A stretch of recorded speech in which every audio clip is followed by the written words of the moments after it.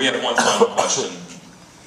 Here in the front row. Oh boy, I looked down, made eye contact. Now I was going to fake like I was going to look away and didn't see. From the front row, a question.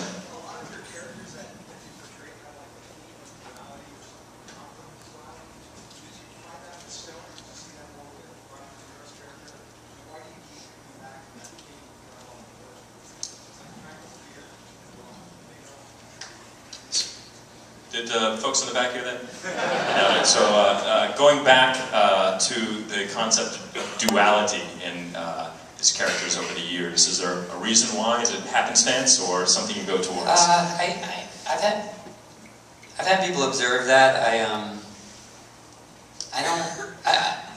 I see it when people observe it, but I don't think about it much. I don't have a tendency to look at these things as a, you know, I don't look at connective tissue between the things. I find that the thing that, I guess, I see it more as complex, you know. I think it's not necessarily like dual to me, but if I read something and I say like it's got to get from there to there, that's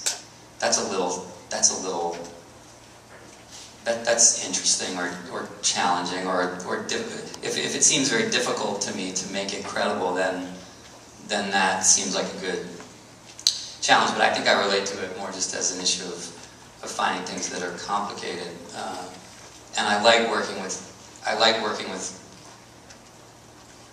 as much as any theme. I think I like working with directors who I think John Curran and you know, people like Fincher or Spike Lee or David Jacobson, folks that I've worked with that I really had a strong feeling for their work. I think I see a common thread in them because I think they're filmmakers who are not, that are relentlessly unwilling to kind of answer everything for an audience. They're very comfortable in the gray areas and very, very willing to leave you at the end of the movie with a lot of questions hovering over about the meaning of it, or and those are the movies that you know, messed with me or really meant a lot to me, were the ones that I found myself going, well, you know, what does he intend with that? Like, and I think those ones have stayed with me. So I definitely lean toward filmmakers who like asking the questions as opposed to answering them,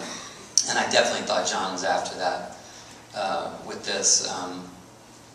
But it's always interesting to me. You're doing, if people are coming back at you with thoughts about things you've done that weren't in your head, then you're doing something right, because then people are seeing themselves in it, seeing their own lives in it, and they're projecting something of themselves into their interpretation of it. And if you don't leave enough blank space, then they can't do that.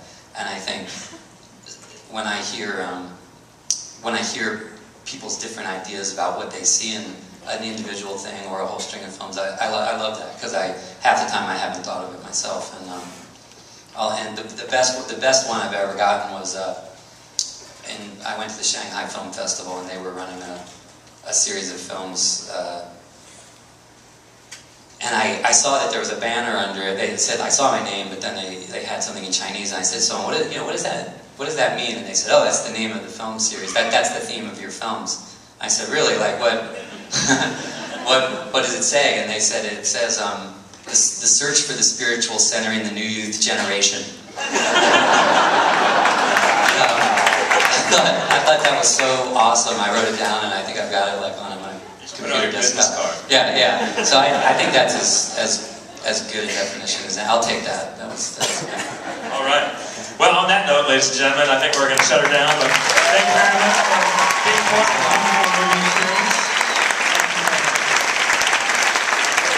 Please tell your friends, support it in theaters coming up very soon. So an Alamo Draft House or other theater near you.